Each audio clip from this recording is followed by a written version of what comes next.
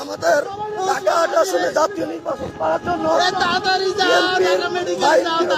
দাঁড়িয়েছে আমাদের ওসমান হাদিকে এই মুহূর্তে গুলি করেছে ওসমান হাদির অবস্থা খুবই খারাপ।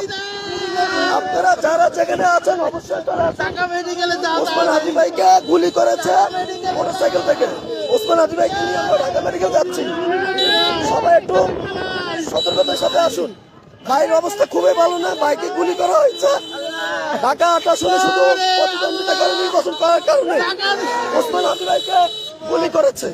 যারা এই সন্ত্রাসী কার্যকলাপ করেছে, যারা এই সন্ত্রাসী নির্যাতনের মধ্যে দিয়ে আবার রাজনীতি করতে চায়, তাদের পরিণতি কি হবে সেটা অবশ্যই দেখা যাবে। আমার ভাই ওসমান হাদিকে গুলি করা হয়েছে, এটি খুবই লজ্জাজনক আমাদের জন্য। ঢাকা ৮ আসনে শুধু নির্বাচন করার জন্য যদি তাকে গুলিবিদ্ধ হতে হয়, একজন ওসমান হাদি যদি মারা যায়, এর দায় কে নিবে? অন্তর্বর্তী সরকার কি করে?